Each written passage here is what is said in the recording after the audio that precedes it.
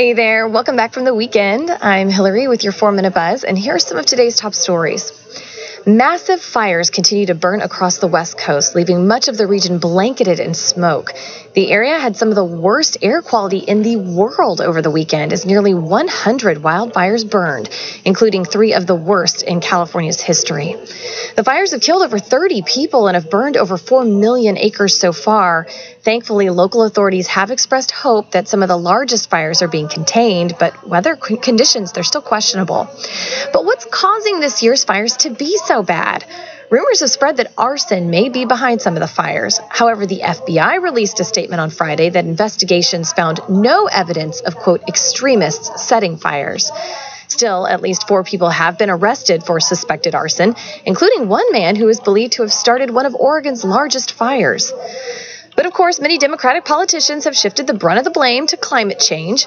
California Governor Gavin Newsom gave a speech from the aftermath of a fire over the weekend and claimed, quote, the debate is over around climate change. This perfect storm, the debate is over around climate change. Just come to the state of California.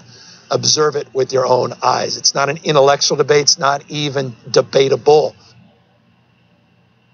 We're in the midst of a climate emergency. We're in the midst of a climate crisis. We are experiencing weather conditions the likes of which we've never experienced in our lifetime. We're experiencing what so many people predicted decades and decades ago, but all of that now is reality.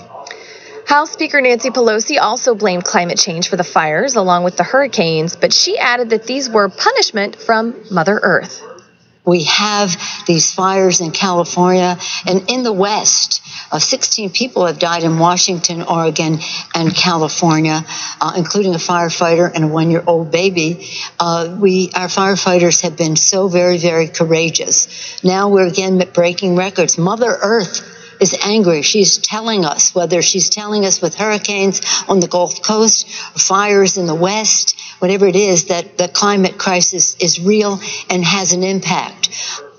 And Black Lives Matter protests continued this weekend in Rochester, New York. Blaze TV's Elijah Schaefer was on the ground reporting on the events, but at one point he was confronted by alleged protesters dressed as reporters. One even stirred up a crowd by claiming Elijah was a white supremacist. This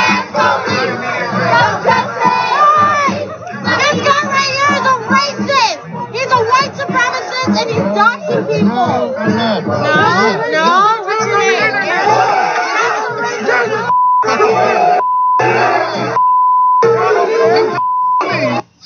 And NFL football finally kicked off this weekend, but many fans were disappointed to see that, like the NBA, the NFL is very social justice focused this season. However, they weren't the only ones disappointed.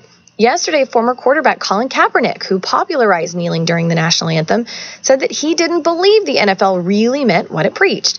He complained that while the NFL is running, quote, propaganda about how they care about Black life, no team has signed former player Eric Reid, an early supporter of Kaepernick's protests.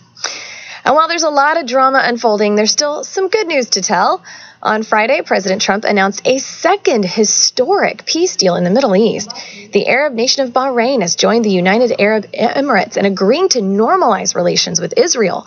The 3 nations will officially sign their peace deals tomorrow at the White House. That is good news.